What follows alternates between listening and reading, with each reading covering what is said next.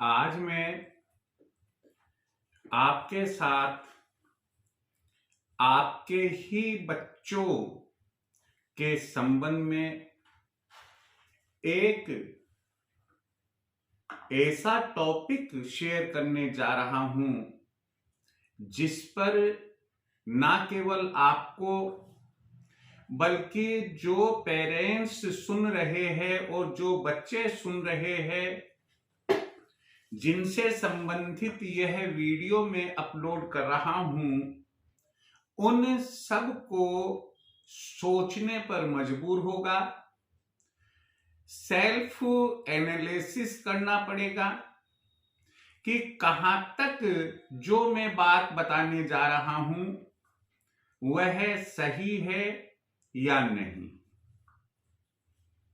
मैं आपके साथ आपके उन बच्चों के लिए बात शेयर करने जा रहा हूं जो बच्चे आपके 12 साल के पूरे हो चुके, 13वें में लग गए, लेकिन अभी 19 साल पूरे नहीं किए। 13 को अंग्रेजी में 13 और 19 को 19 कहते हैं। आपने जब अपने बच्चों को लोअर क्लासेस में पढ़ाया और काउंटिंग वर्ड्स में लिखना और बोलना सिखाया तो आपने कहा 11 के 12 के बाद कि 13, 14, 15, 16, 17, 18, 19। तो 13 से लेकर 19 तक में टीन लगा हुआ है। इस उम्र के दरमियान जो बच्चे आपके आ रहे हैं वो टीनेजर्स कहलाते हैं। हिंदी में लड़कों को किशोर कहते हैं और लड़कियों को टीनेजर्स, जो लड़कियां हैं उन्हें किशोरी कहते हैं। यह उम्र कैसी है, पेरेंट्स को क्या ध्यान में रखना चाहिए और बच्चों को क्या ख्याल रखना चाहिए, मैं इसी पर एक मोटिवेशनल स्पीच, मोटिवेशनल बात, मोटिवेशनल जो शेयरिंग है वो करने जा रहा हूं। मुझे उम्मीद है कि आप मेरे इस वीडियो को पूरा सुनने की कोशिश करेंगे। यदि सब्सक्राइब नहीं किया है चैनल, सब्सक्राइब करेंगे। अच्छा लगे तो शेयर करना, कमेंट अच्छा या बुरा जैसा भी लगे आपको जरूर देना। मैं अपने मुख्य बिंदु पर आता हूं कि टीनेजर्स की दशा और दिशा वर्तमान में क्या है। वापस मैं बोल रहा हूं, हमारा टॉपिक है आज का कि टीनेजर्स यानी किशोर और किशोरी की दशा व दिशा वर्तमान में क्या है, कैसी है। क्या वो बहुत आगे सकारात्मक रूप से बढ़ रहे हैं या वो पतन की ओर अग्रसर हो रहे हैं। क्या वे अपने फ्यूचर को बनाने में, अच्छा बनाने में लगे हुए हैं या क्या वे अपने फ्यूचर को बिगाड़ने में लगे हुए हैं, नष्ट भ्रष्ट करने में लगे हुए हैं। यही बात मैं आपको यहां शेयर करने जा रहा हूं। ध्यान रखिए, जब तक बच्चा 5 वर्ष का नहीं होता है माता पिता ही प्रथम पाठशाला होती है। वैसे शास्त्र कहते हैं कि माता का आंचल और माता की शिक्षा प्रथम पाठशाला के रूप में काम आती है, लेकिन पिता का योगदान भी उसमें कोई कम नहीं रहता है। 5 साल के बाद में जब वह प्राइमरी एजुकेशन लेता है बस स्कूल के नाम से दौड़ता है, किताबें खोलता है, फाड़ता है, लीक लकुटे करता है, कुछ सीखता है, कुछ बोलता है, कुछ सिखाता है, हमें हंसाता है हमें। वो एक ऐसी उम्र होती है जिसे बाल्य अवस्था हम कह सकते हैं। और जब वह मिडिल स्कूल में जाता है, 6ठी से 8वीं तक, 6 to 8th क्लास में आता है, तब ऐसी स्थिति में उसको हल्की हल्की समझ होने लग जाती है। मैं एक स्टूडेंट हूं, मैं लड़का हूं, लड़की हूं, मुझे किसके साथ रहना चाहिए, किसके साथ रहना नहीं चाहिए, हल्की फुल्की जानकारी होनी चाहिए। उनकी अपनी लाइकिंग्स, पसंद नापसंद होने लग जाती है। खैर, यहां तक वो मुकाम नहीं आता है जहां पर कि पेरेंट्स को बहुत ज्यादा अवेयर होना चाहिए, बहुत ज्यादा सावधान होना चाहिए। हालांकि अवेयरनेस तो अगर प्रेजेंट एरा जब हम देखें, वर्तमान युग जो ये चल रहा है इसे देखें, जो भौतिकवाद से भरा हुआ है, जो मोबाइल से भरा हुआ है, जो नेट इंटरनेट से भरा हुआ है, उसमें तो भाई माफ करना कि दूध पीता हुआ बच्चा है तो उसके लिए भी आपको सावधानी बरतनी पड़ेगी।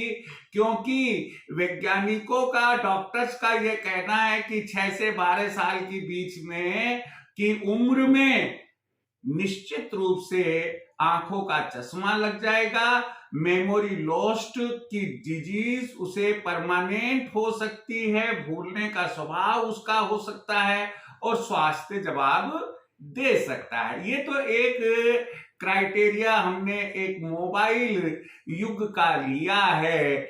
मैं अभी मोबाइल युग की तरफ उस रूप में जाने की आपसे बात शेयर नहीं करने जा रहा हूं, बल्कि मेरा यह आज का जो मोटिवेशनल स्पीच है वह इस बात से संबंधित है कि देखो, पहली बात मैं आपको यह क्लियर करना चाहता हूं कि मैं खुद को एजुकेशन में पढ़ा हुआ हूं और मैं हायर एजुकेशन में पीजी कॉलेज में लगभग यूजी और पीजी दोनों प्रकार के कॉलेजेज में को एजुकेशन में लगभग मोर देन 40 इयर्स काम किया है।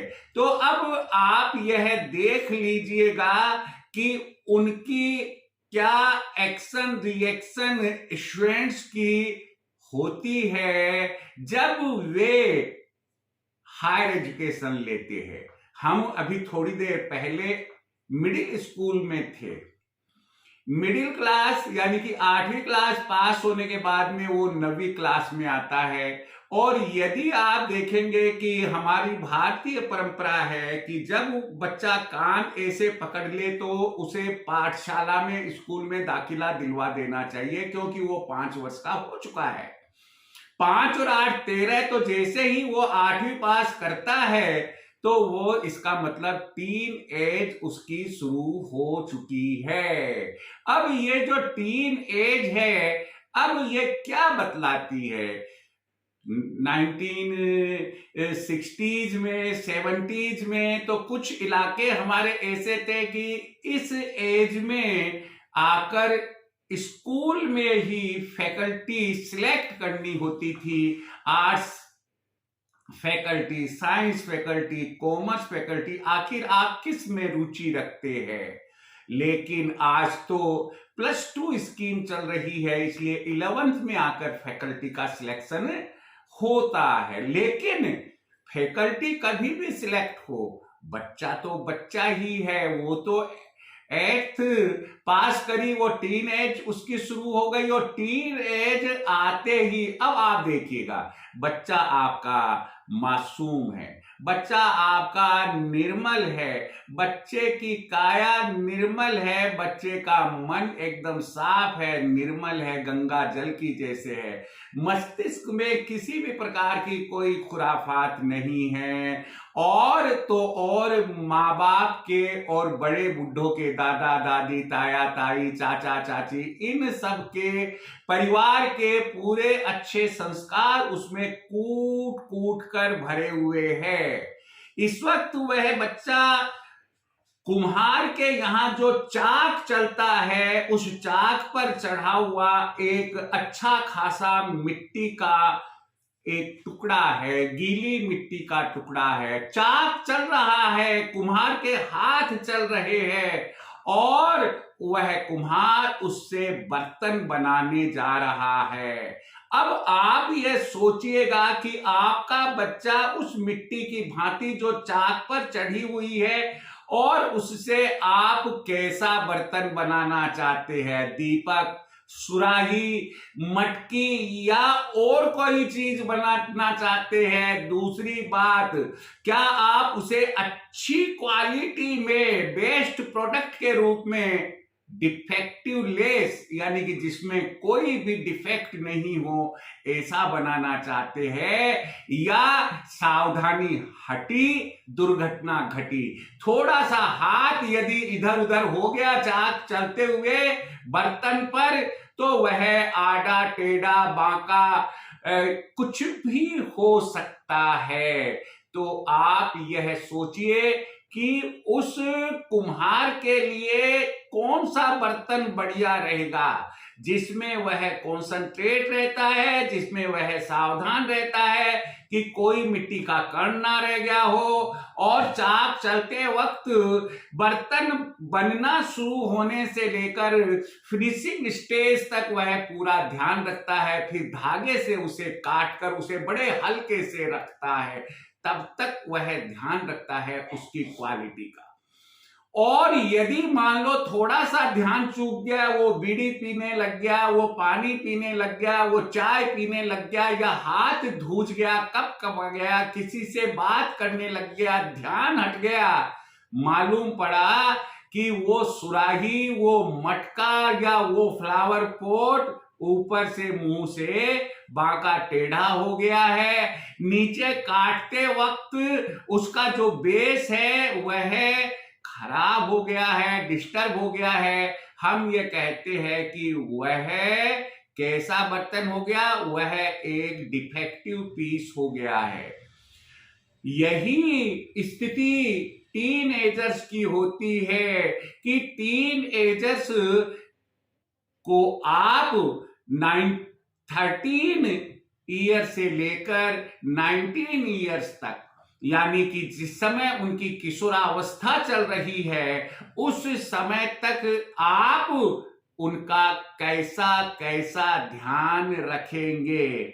आप बखूबी जानते हैं, डिफेक्ट लेस कोई भी वस्तु हो उसकी कीमत अच्छी होती है, और डिफेक्टिव चाहे हीरा ही क्यों ना हो, उसकी कीमत बाजार में कम हो जाती है या खत्म हो जाती है। स्क्रैप के रूप में उसे बेचना या रखना पड़ता है। क्या हम अपने बच्चे को स्क्रैप बनाएंगे या एक मूल्यवान हीरा बनाएंगे? तराश कर उसे एक हीरा बनाएंगे, यह हमारे ऊपर डिपेंड करता है।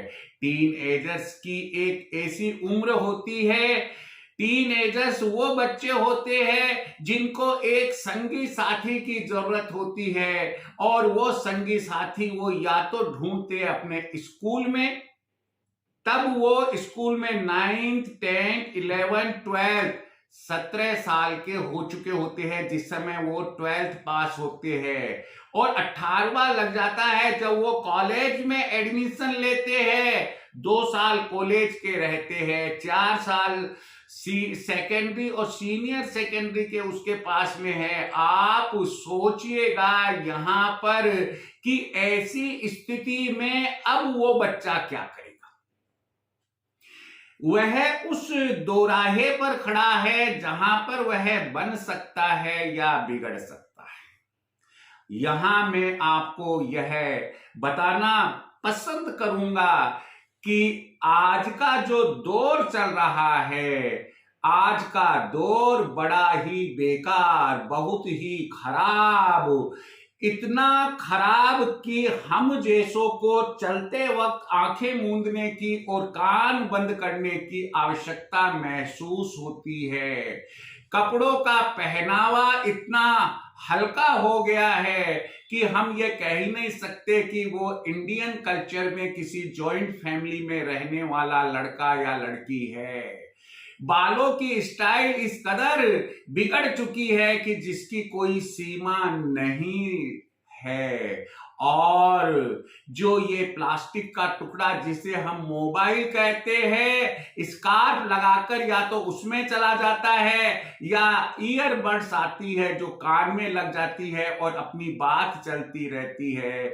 कोई ना तो रास्ते में चलने वाला व्यक्ति, पड़ोसी हो या कोई दूसरा, वो ये नहीं पूछता कि तुम किससे बात कर रहे हो, क्या बात कर रहे हैं। और पेरेंट्स को मालूम होते हुए भी वो ये नहीं पूछते कि भाई अपने घर में मोबाइल है, अपने घर में लैंडलाइन फोन है, अगर किसी रिश्तेदार को, अपने दोस्त को, कॉलेज को, स्कूल को कहीं फोन करना हो तो अपने घर से कर ले यार। स्कूल में ले जाने की कहाँ जरूरत पड़ रही है, रात को सोते वक्त अपने पास रखने की कहाँ जरूरत पड़ रही है, रात को 2-2:30 बजे तक किससे बात करने की आवश्यकता महसूस हो रही है।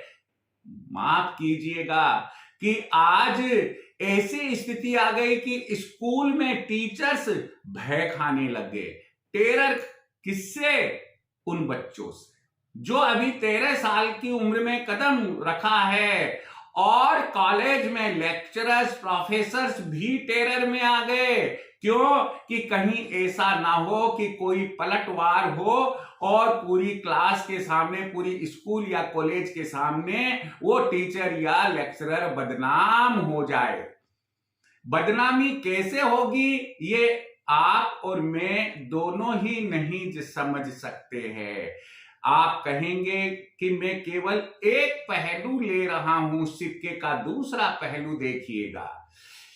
आपको अपनी बच्ची के लिए सोचना होगा कि देखिए, बच्ची को भी सहेली की जरूरत होती है। माँ उसकी सबसे अच्छी, सबसे प्रिय, सबसे बड़ी सहेली होती है। वो चाहे बैचलर हो और चाहे वो विवाह हो जाए उस बच्ची का, अपने दिल की बात वो अपनी माँ से ही शेयर करती है। तो क्यों नहीं हम, जब वो 13 इयर्स में एंटर कर रही है, हम उसी समय उसकी सहेली बन जाए।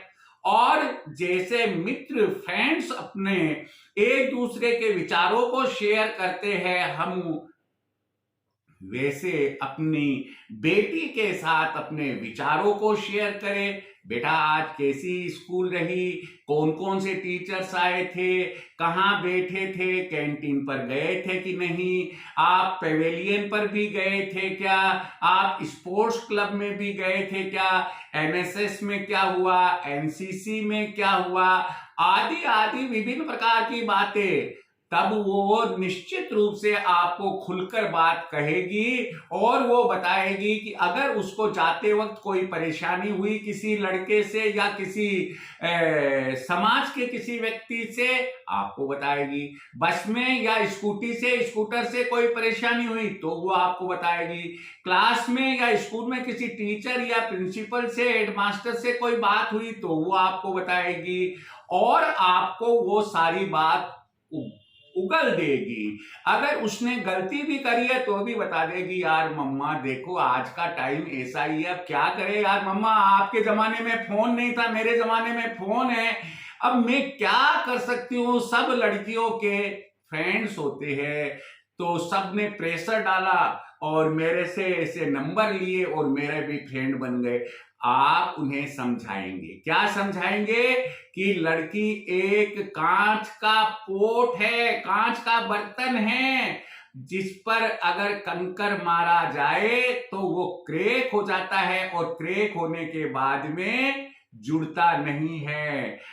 तो ऐसी स्थिति में आप अपनी बच्ची से यह भी कहेंगे कि वह सफेद वस्त्र एक लड़की होती है जिस पर मामूली दाग लग जाए, शाही का ही क्यों ना हो, तो भी वो दिखाई देता है और वो कलंकनी कहलाती है, वो डिफेक्टिव पीस मानी जाती है। ना केवल स्कूल कॉलेज में तुम बदनाम हो जाओगी बल्कि सोसाइटी में और अपनी फैमिली के अंदर भी बदनाम हो जाओगी।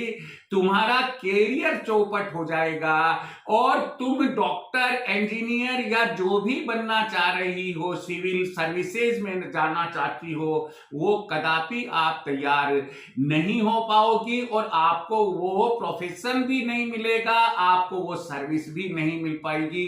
कैरियर चौपट हो जाएगा और लाइफ पार्टनर भी बड़ी मुश्किल से अच्छा मिल पाएगा।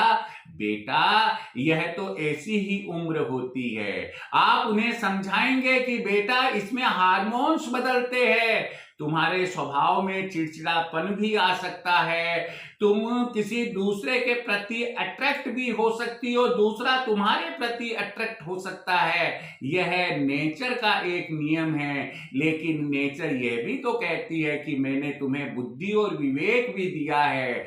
तुम्हारी ड्यूटी यह है, सोचो समझो कि कैसे हम पढ़े, कैसे हम कैरियर बनाएं। स्कूल और कॉलेज तो ज्ञान के मंदिर होते हैं, वहां हम ज्ञान प्राप्ति के लिए जाते हैं, ना कि अन्य किसी मनोरंजन के लिए जाते हैं। इस तरह से एक माँ अपनी बच्ची को समझाती है तो ऐसी स्थिति में वो टीनेजर बच्ची निश्चित रूप से 100% समझेगी। लेकिन यदि वो घर आती है, मम्मा रोटी चाहिए, नाश्ता चाहिए, रखा हुआ है ना रसोई में, ले लो, मम्मा कॉफी बनानी है, बना लेना अपने आप, इतनी बड़ी हो गई अभी तक कॉफी बनाना भी नहीं आया। नहीं, हमें इस प्रकार का जवाब नहीं देना है। आओ बेटा, कपड़े उपड़े चेंज करो, तुम हाथ मुंह धो, चलो मैं इतनी देर में नाश्ता बनाती हूँ। क्या कॉफी, कोल्ड कॉफी पीनी है, हॉट कॉफी पीनी है, कैसी पीनी है, मैं बनाती हूँ, बैठो। अच्छा बताओ, अब आज पढ़ाई तुमने क्या की, देखो मेरे को दिखाओ, देखो तुम्हारी ये जो नोटबुक्स और बुक्स बताओ, देखे कैसी है।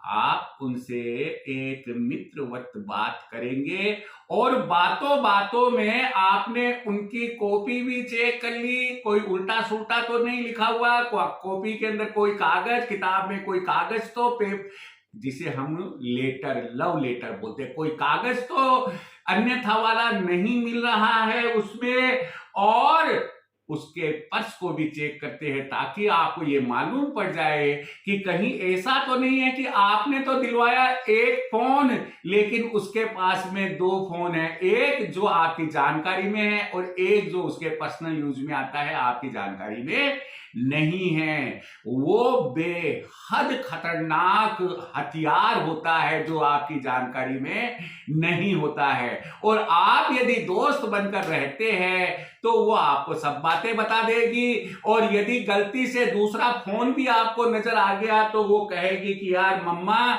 मैं क्या करूं, मेरे को किसी ने, मेरा बर्थडे था दिया, मैं आपको बताना भूल गई, या मुझे डर लग रहा था। तो आप उन्हें समझाएंगे नहीं बेटा, दूसरी कोई चीज ले लो, लेकिन फोन या सिम या नंबर देना लेना ये चीज लड़कों के साथ में नहीं होती है। और आजकल तो लड़कियों को भी इसलिए नहीं देते हैं बेटा कि ऐसी स्थिति के अंदर कहीं ऐसा ना हो कि कोई मिसयूज हो जाए, इसलिए तुम्हें ध्यान रखना चाहिए। कोई बात नहीं है, ले लिया, कोई बात नहीं है, तुम कल परसों नरसों कभी भी उसको बड़े अच्छे से समझा देना कि मेरे मम्मी पापा ने मना किया है, कभी होगा तो फिर हम कह देंगे, आपका गिफ्ट फिर ले लेंगे, हमने स्वीकार कर लिया। अब सवाल उत्पन्न हुआ कि भाई लड़का क्या लड़के की तरफ ध्यान नहीं देना? अरे भाई लड़के की तरफ तो क्यों नहीं ध्यान देना है, क्योंकि लड़का तो मान कर चलता है कि मैं तो अब टीनेजर हो गया, मैं तो एक स्वतंत्र पक्षी हो गया जो आकाश में कहीं पर भी उड़ान भर सकता हूं, किसी भी पेड़ पर, किसी भी बगिया में जाकर बैठ सकता हूं ना। ये गलतफहमी उसकी दूर कर। निश्चित है कि वो टीनेजर चल रहा है, टीन एज में चल रहा है, उसमें एक उमंग नहीं आई है, क्योंकि उसमें भी हार्मोन्स ने बदलाव लिया है और विभिन्न प्रकार के सोच वो चाहे टीवी की देन हो, चाहे जो मूवीज आती है आजकल की उनकी देन हो, चाहे मोबाइल की देन हो, और चाहे आप सोसाइटी के अंदर अपने बच्चे को घूमने फिरने के लिए ले जाते हैं, वहां मॉल्स में, मार्केट में, सिनेमा घरों में वो जो पहनावा देखता है, बोल चाल रेस्टोरेंट्स वगैरह, होटल्स वगैरह में देखता है, तो वो सोचता है कि मुझे भी ऐसा करना चाहिए। तो ऐसी स्थिति में क्या है, ऐसी स्थिति में उसके दो फ्रेंड होंगे। एक पहला फ्रेंड होगा फादर, पिता, डैडी, यानी कि जो पिताश्री है उनके, वो पहले मित्र होंगे जो उनको पूछेंगे कि बेटा आप ये बताइए कैसा रहा यार आज का दिन। आते ही अगर सर्विस पर नहीं है पापा तो वो आते ही उनसे पूछेंगे, और अगर सर्विस पर या बिजनेस पर है तो सर्विस पर से आने के बाद, बिजनेस से आने के बाद अपने बेटे से दोस्ताना रूप में पूछेंगे, और कैसे हो, क्या हालचाल है, कैसी रही स्कूल, कैसा रहा कॉलेज, यूनिवर्सिटी में क्या दन फन करी यार, बता तो सही, आज तो हमने सुना है वहां पर कुछ महफिल जम रही थी, कोई गायक आया हुआ था, कोई डांसर आया हुआ था, या कोई जादूगर आया हुआ था, कोई सर्कस आया हुआ था। अभी लड़कों की जो यूनियन की के इलेक्शन चल रहे हैं उसमें भाई क्या हुआ बताओ यार, हम भी तो शेयर करें, तुम्हारे जो नई कंपनी है दोस्तों की वो कैसी है। और फिर बड़े ही प्यासे, यार एक बात जरूर बता दे मेरे को, कोई लेता है क्या, कोई लेता है क्या। कुल मिलाकर दोस्ती में पापा दोस्त बनकर उनसे सब चीज मालूम कर सकते हैं। कौन सी होटल रेस्टोरेंट में बैठता है, लाइब्रेरी में जाता है, क्लासेस में जाता है, रीडिंग रूम में जाता है, लाइब्रेरी में बैठता है, गेम्स अटेंड करता है कि नहीं करता है, स्विमिंग पूल पर जाता है कि नहीं जाता है, या आवारा गर्दी करता है। पापा के इस प्रकार से दोस्ताना व्यवहार से कुछ समय में वो भी खुल जाएगा, और वो सब बातें अपनी, यार पापा तुम नाराज मत होना, वो उल्टे ये पूछेगा पापा आप भी तो कॉलेज गए थे ना, आप क्या करते थे, तो पापा भी अपनी जमाने की बातें बताएंगे। नतीजा ये होगा कि जब पापा को ये मालूम पड़ेगा कि मेरा किशोर, मेरी किशोरी, यानी कि हम तो यहां पर किशोर का ही ले रहे हैं कि बॉयज के लिए ले रहे हैं, कि मेरा लड़का अभी थोड़ा ट्रैक से उतरने वाला है, तो वो पुनः उसे ट्रैक पर लाने की कोशिश करेंगे। कहेंगे देखो बेटा पूरी जिंदगी पड़ी है, काटे नहीं कटेगी, केवल ये थोड़े से साल है, अगर वो 11th-12th में, बेटा ये 2 साल के अंदर तुम्हें इतने परसेंट लाने हैं कि जिस कॉलेज में, दिल्ली में चाहते हो दिल्ली में, बेंगलोर चाहते हो बेंगलोर में, पुणे में चाहते हो पुणे में, जहां तुम चाहोगे वहां एडमिशन हो जाएगा। लेकिन अगर तुम लापरवाही करोगे तो भैया देख यहीं की यहीं रह जाओगे। दूसरी बात, अगर तुम ग्रेजुएट या पोस्ट ग्रेजुएट होते हो और अच्छा रैंक बनाते हो तो देखो अच्छी हम सर्विस में जा सकते हैं, सिविल सर्विसेज में जा सकते हैं। यदि आप कोई प्रोफेशनल्स में प्रोफेशनल डिग्री लेना चाहते हैं तो वो भी बहुत अच्छे से कर सकते हो।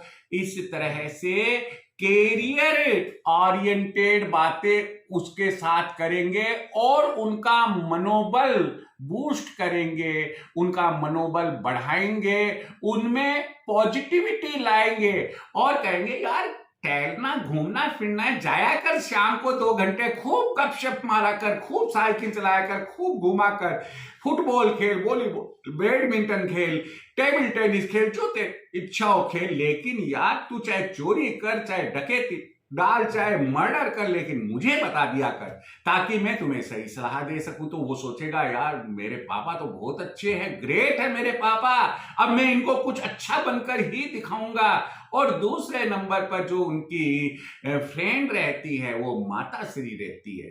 कई बार कुछ बातें लड़के अपनी माता जी को भी, अपनी मदर को भी कहते हैं, यार माँ पापा तो मैं कहूंगा पापा डांटेंगे मारेंगे, मैं पापा के अनुसार ही रहता हूँ यार, लेकिन माँ मम्मा अब आप समझो ना कि जमाना किस ओर चल रहा है, अब मम्मा मैं अगर मान लो ऐसा नहीं करूंगा, तो मम्मा को जब मालूम पड़ेगा कि अगर आप सही है तो वो कहेगी कोई बात नहीं है बेटा, मैं आपके पापा को समझा दूंगी।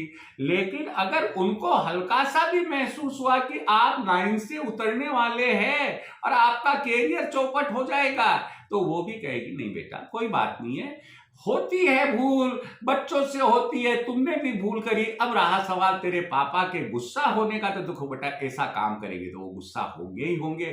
तो बढ़िया ये चीज रहेगी कि हम इस लाइन को ही छोड़ दे, अच्छी लाइन पकड़े, थोड़े दिन स्कूल कॉलेज मत जाओ, या सिवाय पढ़ाई के कुछ भी काम मत करो, कैसे भी करके अगर कोई गलत सोबत, गलत कंपनी ज्वाइन कर ली है तो उसे छुड़ाने की कोशिश करेंगे। मैं आज आपको केवल यही कहने जा रहा हूं कि अपने टीनेजर्स बच्चों का पूरा ध्यान रखिए और उन्हें कुछ बनाने की कोशिश कीजिए। उन्हें बनाने के लिए पहले यदि कोई, माफ करना बुरा ना मानना मेरी बात का, यदि मैं समय नहीं दे पा रहा हूं, यानी कि मैं अगर मम्मी पापा हूं, मैं समय नहीं दे पा रहा हूं अपने बच्चों को, तो सबसे पहले डिसिप्लिन अपने आप में लाए और उसके बाद अपने बच्चों को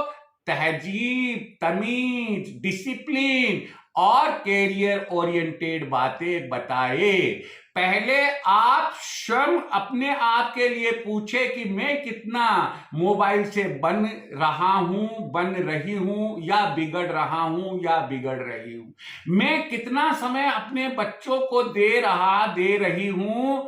मुझे पूरा समय अपने बच्चों के साथ लगाना है। ध्यान रखिए, कागज के नोट चाहे जब चाहे जितना कमाया जा सकता है, लेकिन आपकी जो असली वेल्थ है, धन है, वो आपके बच्चे हैं। और अगर जिस समय उनका कैरियर बढ़ना है 13 से 19 साल तक, अगर आपने उस समय ध्यान नहीं दिया और आपका जो वेल्थ है वो एक कचरे के रूप में ढल गया है, तो फिर ब्रह्मा जी भी आ जाएंगे, दुनिया की कोई भी ताकत आ जाएगी, वो उसे सही नहीं कर पाएंगे। और जिंदगी भर फिर आप चाहे कितना ही अपने आप को कोसे कि अगर मैं ध्यान रखती या रखता तो शायद मेरा बच्चा इस गलत मुकाम तक नहीं पहुंचता। हमेशा ध्यान रखिए, बच्चों को बताइए